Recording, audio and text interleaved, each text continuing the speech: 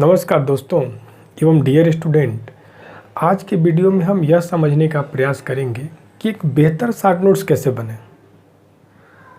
Short notes बनाने से क्या फ़ायदा होता है और किस विधि का प्रयोग करके बेहतर शॉर्ट नोट्स बना सकते हैं जो रिवीजन में जल्दी हो और एग्ज़ाम के अंतिम समय में आपके ऊपर अनावश्यक दबाव न हो। तो पहले समझें कि जो भी कुछ आप पढ़ते हैं उसे लिखते हैं उसको नोट्स करते हैं। तो शॉर्ट नोट्स और नोट्स में अंतर क्या होता है? जब आप शॉर्ट नोट्स बनाते हैं तो कुछ विधियों का प्रयोग करके, जिसे हम नोमेनिक्स मेथड कहते हैं, उसके द्वारा क्या करते हैं, आप अपने नोट्स को ब्रीफ करते हैं, कंसाइज करते हैं। नोमेनिक्स मेथड होता क्या है? जब भी आप नोट्स बनाते हैं तो उसमें आप डायग्राम का जब प्रयोग करते हैं, आप उसमें जब पिक्चर का प्रयोग करते हैं, फ्लो चार्ट के माध्यम से बनाते हैं, मैप उसमें देते हैं एवं साथ ही आप उसमें कोई ट्रिक बना देते हैं, तो उसे ही शॉर्ट नोट्स बनता है। हमेशा एक चीज़ का यह भी ख्याल रखें, जब भी आप शॉर्ट नोट्स बनाएं तो अपने एक्सरसाइज बुक के दोनों पेज का इस्तेमाल करें, जैसा पिक्चर में दिखाया गया, दोनों पेज का इस्तेमाल करें। दूसरी बात, शॉर्ट नोट्स बनाते समय आप कम से कम 2-3 कलर का प्रयोग करें, इससे अधिक नहीं, क्योंकि ज़्यादा जब रंगों का आप प्रयोग करेंगे तो नोट्स आपका रंगोली बन जाएगा। ठीक है, तो 2 या 3 कलर, रेड, ब्लू, ब्लैक, इन 3 कलर का उपयोग करें और एक कलर से आप किसी एक विषय को दिखाने का प्रयास करें। जैसे की पॉइंट को आपने क्या किया, रेड से दिखाया, और की पॉइंट के जो सब पॉइंट है उनको किसी अन्य कलर से दिखाया।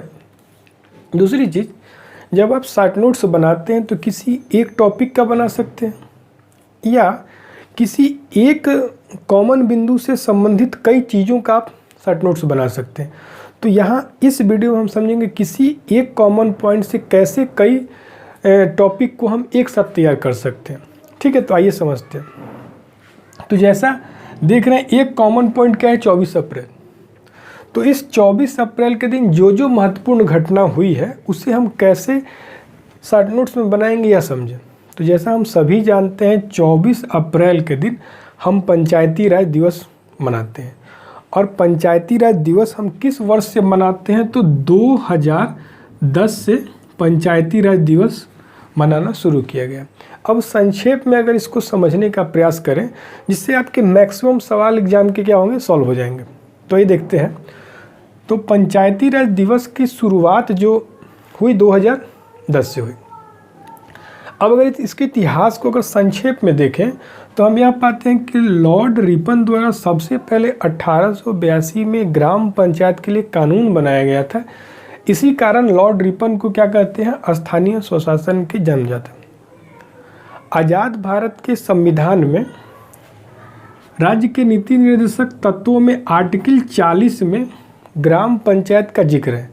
किंतु जैसा हम सभी जानते हैं, जो राज्य के नीति निर्देशक तत्व होते हैं वो राज्यों के लिए नैतिक निर्देश भर होते हैं।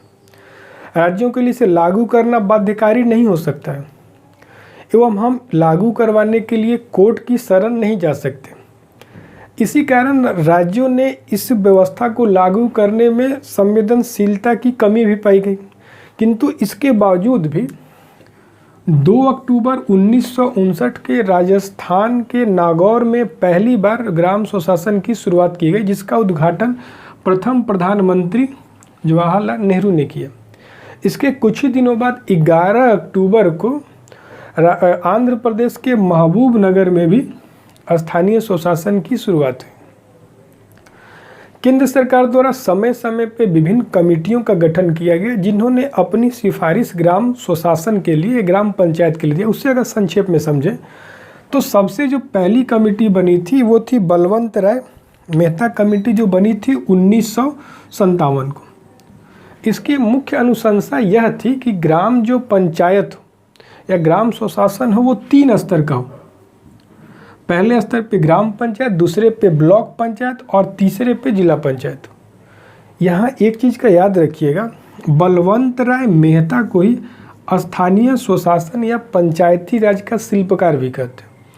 इसके बाद जो दूसरी कमेटी बनी वो थी 1977 में अशोक मेहता कमेटी। अब यहाँ याद रखिएगा, तुलनात्मक रूप से अगर याद करना चाहें तो बलवंत राय मेहता ने त्रिस्तरीय संरचना दी, इन्होंने कहा नहीं 2 स्तरीय, पहला जिला पंचायत और दूसरा मंडल पंचायत। यहाँ जरूर याद रखिएगा मंडल पंचायत की सिफारिश कितनी की थी, तो अशोक मेहता ने। इसके बाद 1985 में JV राव कमेटी बनी, जिसकी अनुशंसा मुख्य यह थी कि ग्राम स्वशासन में जो केंद्र शक्तियों का विकेंद्रीकरण करेगा तो उसमें महत्वपूर्ण भूमिका जिला पंचायत की होनी चाहिए। इसके बाद 1986 में लक्ष्मी सिंघवी कमेटी बनी, जिसकी मुख्य अनुशंसा यह थी कि पंचायती राज को सबसे पहले संवैधानिक दर्जा दिया जाए और पंचायती राज का चुनाव जो हो समय पे हो और फ्री और फेयर इलेक्शन हो, फ्री और फेयर इलेक्शन हो। इसके बाद 2 और कमेटी बनी थी 1988 में, से भी याद रखिएगा, थंगुन और गालगेट कमेटी। अब यहाँ देखिएगा 1989 में राजीव गांधी द्वारा 64वां संविधान संशोधन लाया गया, किंतु अल्पमत की सरकार होने के कारण यह संविधान संशोधन पारित नहीं हो सका। बाद में इसे ही 73वां संविधान संशोधन करके 1992 में लाया गया और इस समय भारत के प्रधानमंत्री थे नरसिम्हा राव, और ये प्रभावी कब से हुआ, 1993 से। साथ ही यहाँ एक चीज़ यह भी याद रखिएगा, पहला राज्य जिसने इस 73वें संविधान संशोधन के पारित होने के बाद स्थानीय स्वशासन के संबंधी कानून पारित किया, वो राज्य था कर्नाटक। दूसरी चीज़, जब संवैधानिक दर्जा प्राप्त हो गया तो भाग 9 में आर्टिकल 243 से 243 तक संवैधानिक क्या क्या प्रावधान किए गए पंचायती, उसको भी आप संक्षेप में जानते रहिएगा, एग्जाम में पूछे जाते हैं। 243 में ग्राम पंचायत की परिभाषा दी गई। 43A में ग्राम सभा। यह एक चीज़ याद रखिएगा, ग्राम सभा के सदस्य कौन होते हैं, तो किसी भी ग्राम पंचायत में आने वाले सभी वयस्क नागरिक उस ग्राम सभा के सदस्य होते हैं। गठन का जिक्र 243B में किया गया, संरचना का जिक्र 243C में किया गया। 243D में आरक्षण का प्रावधान दिया गया और SC, ST एवं महिलाओं के लिए आरक्षण का प्रावधान किया गया, किंतु OBC के आरक्षण संबंधी मुद्दे को राज्यों को दे दिया गया। राज्य सरकार अपनी स्थिति के अनुसार इनके लिए आरक्षण कर सकते हैं। इसी के साथ स्थानीय स्वशासन के वित्तीय आवंटन के लिए राज्य वित्त आयोग का गठन का प्रावधान किया गया और पंचायत का चुनाव समय पे हो, स्वतंत्र और निष्पक्ष हो, इसके लिए राज्य निर्वाचन आयोग के गठन का भी प्रावधान किया गया।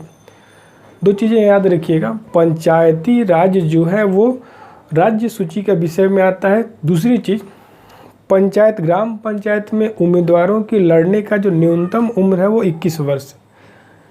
अब यहीं यह भी समझिएगा कि पंचायती राज को संवैधानिक दर्जा मिलने के बाद वर्तमान समय में इसका फ़ायदा हुआ, कहेंगे हाँ फ़ायदा हुआ। पावर का डिसेंट्रलाइजेशन या विकेंद्रीकरण के कारण लोगों की इसमें सहभागिता बढ़ी।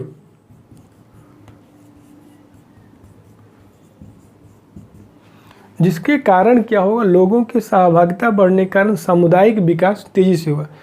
किंतु इसके बावजूद भी उत्तर भारत के राज्य और दक्षिण भारत के राज्यों में पंचायती राज के विकास में कुछ कमियां भी देखते हैं। ये जब कभी डिटेल में पॉलिटी पढ़ा जाएगा तो वहाँ देखा जाएगा। दूसरी घटना को देखिए तो 24 अप्रैल के ही दिन 24 अप्रैल 1973 को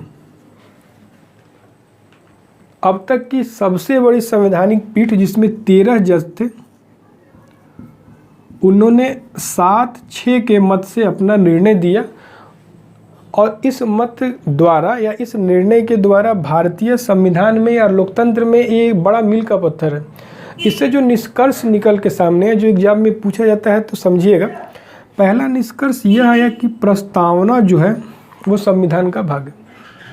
दूसरी बात यह निकल के आई कि संसद संविधान के किसी भाग में संशोधन कर सकती है, किंतु मूल संरचना में छेड़छाड़ नहीं होना चाहिए। यानी यहाँ सुप्रीम कोर्ट द्वारा मूल संरचना का सिद्धांत या बेसिक स्ट्रक्चर का थ्योरी दिया गया।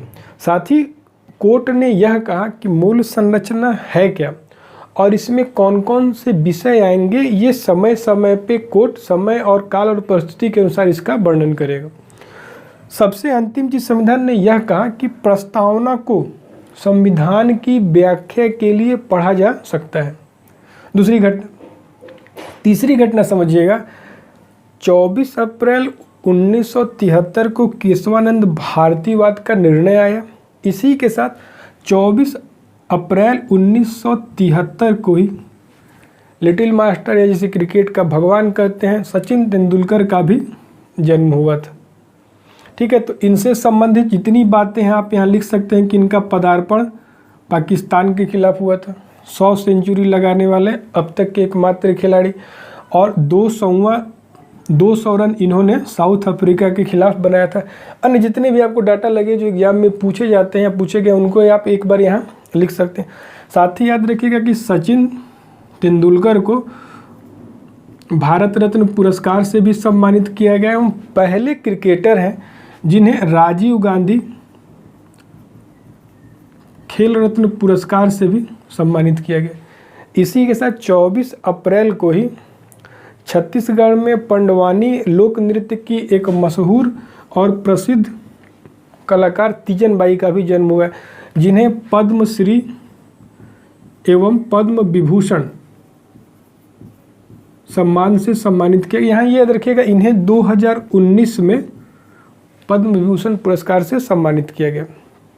चौथी और अंतिम जो बात यहाँ देखेंगे वो यह है कि अप्रैल के अंतिम सप्ताह में WHO द्वारा यानी 24 अप्रैल से लेके 30 अप्रैल तक WHO द्वारा विश्व टीकाकरण सप्ताह मनाया जाता है, जिसमें इस वर्ष का थीम है वैक्सीन वर्क फॉर ऑल।